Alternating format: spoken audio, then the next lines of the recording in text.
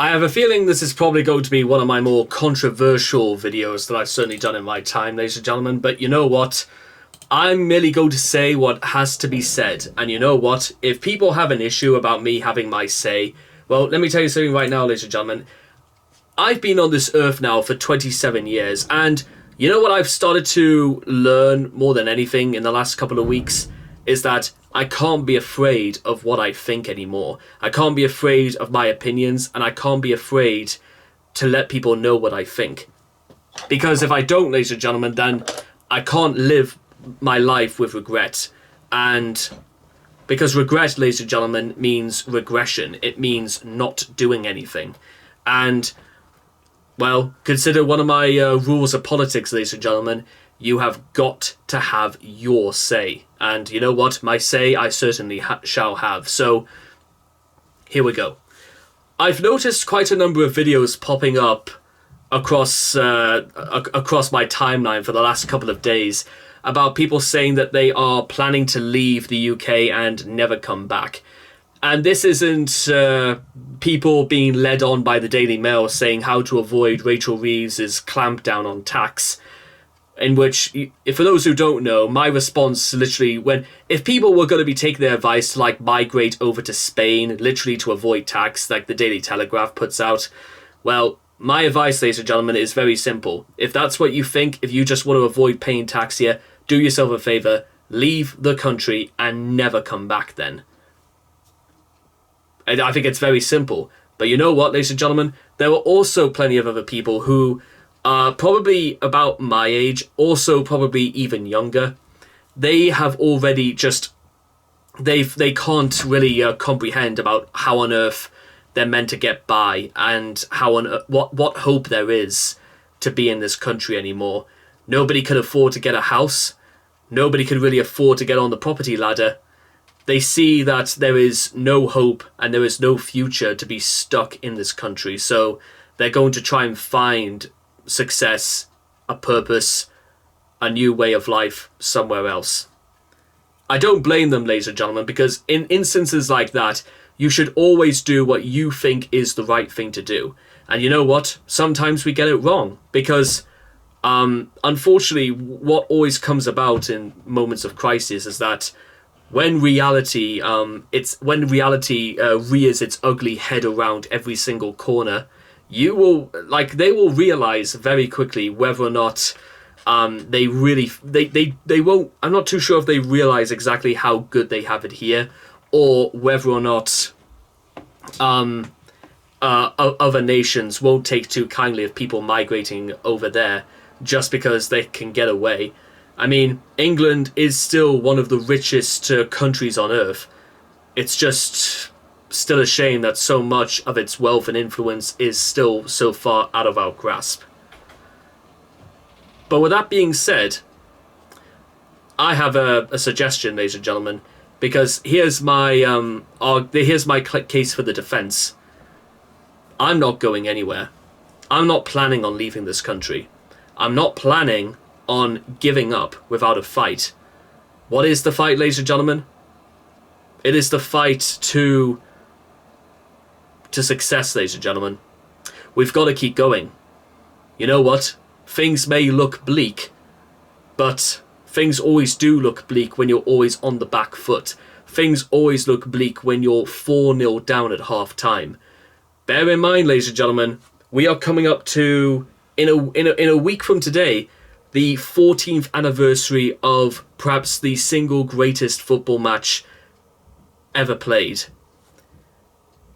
Newcastle United versus Arsenal at St James's Park. The very first week that we sold Andy Carroll to Liverpool for 35 million, Arsenal were leading 4-0 at half-time, and then in, I think, the 88th minute or the 87th minute, Cheick Tiote, God rest his soul, scored his only goal for the club, and it was to be perhaps the most important goal in this club's history. Now, when, it's a question of when, not if, Newcastle actually wins something, at least in my timeline, that will be the most important goal of all time. But Cheick Tiote scored from halfway across the pitch And St. James's Park, for the spectators that were still there, it must be said, they literally roared with the sort of anticipation that you've never ever seen before. That is what is meant by a comeback story, ladies and gentlemen. Newcastle, by all counts, had no reason whatsoever to try as hard as they did when already things were looking pretty bad. Newcastle had no right whatsoever to capitalise on just how much they realised they could do it. People thought that we could have won 5-4 after everything said and done. Go and watch that match, by the way. You will not believe how close we had to actually not just coming back from the brink of defeat, but by actually beating Arsenal 4-0 at their own game. That, ladies and gentlemen, is what is meant by coming back. That is what is meant by fighting, ladies and gentlemen. That's what I'm talking about. And don't get me wrong, ladies and gentlemen, it's going to demand pretty much one thing and one thing only: hard work. And maybe I'm in the minority for thinking about this, but you know what? Even now, I don't consider myself a young person anymore. But especially because of what I'm about to say next. Maybe there is a problem that I wasn't seeing before, ladies and gentlemen. Maybe we really have gone soft. I don't know about you guys, but you know what? I instead of, you know what? People, I think, not all people, but you know what? I think I'm just going to fall into the category of just trying to roll my sleeves up and getting on with it. And you know what? I think that's absolutely fine. There's no issue whatsoever with people just rolling their sleeves up and getting on with it. Because guess what, ladies and gentlemen? You know what? It's not about... I feel like I'm almost emerging into a bit more of a... like a neutral role, I suppose, in my outlook. That I'm more and more becoming more out for myself, trying to secure my own future and work continuously for the things I want on this earth, because I'm prepared to work for them. Now, there is nothing on earth, ladies and gentlemen, no government, no God, no person, no wife, no husband, no spouse, no auntie, no uncle, no grandparents, no tradition, no exceptions, and there's nothing to say, ladies and gentlemen, you can't get what you want. Even if you've been gaslitten, like I was, into thinking that it was selfish to actually ask for the things you want. They say I want never gets, ladies and gentlemen, but how would you know if you don't ask? Don't fall into the trap that I did when I spent many of my younger years afraid because people tried to bully me left, right and centre.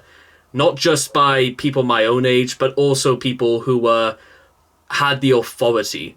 They believed they had the right to tell me that I wasn't allowed to have what I wanted. And I'm not talking about, like a child saying he couldn't have this, that and the other in a sweet shop, anything like that. I'm talking about wanting to actually, to make my own films, to do videos on YouTube. All they told me is that I couldn't do it and that it was something that I shouldn't be pursuing one way or another. And guess what?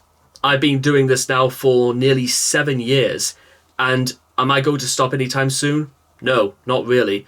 Because guess what? I love doing this. And I think it's wrong, ladies and gentlemen, to deny somebody something they love. Because what's going to happen, ladies and gentlemen, you tell a man to stop drinking even though he hasn't done anything wrong. What's he going to think? Why is he being told he can't drink? So what's he going to do? He's going to drink more then. They've got to be able to know, ladies and gentlemen, when is the time to stop. You know what I mean? That's why sometimes like probation and this sort of thing doesn't really work. So the point I'm trying to make, ladies and gentlemen, is that, you know what? We can't give up just because things look bleak. We don't try and build a new world. How about we make the old one work instead? But then again, I can't speak on behalf of the people who openly want to leave, because guess what? That's entirely their choice. And you know what? I may not think it's the right choice, but it's not my decision to make. All I know is, guess what? If there's something I can do here, then you know what? So be it. if it means that if there's something I can do, if there's something that I can actually improve people's lives on, then maybe making this country a better place for people like you and I to live in, isn't that more important? Don't you think trying to fix something that's broken, ladies and gentlemen, is more important as opposed to just abandoning it? I'd say that's... Well, what do you think, guys? How about we just make the system work? How about we just do something about it? And who's to say we can't, ladies and gentlemen? Who is going to be out there to tell us that we can't fix what is broken? And you know what? I certainly hope that there's people out there who will be doing it as well, because you know what? If I thought the solution was just to pack up my bags and leave and never come back, trust me, I would have gone years ago. But it's not exactly practical, nor do I think it's the right option. But with all that being said and done, thank you for listening, and here's to 27 years, and here's to another 27 years. Good luck.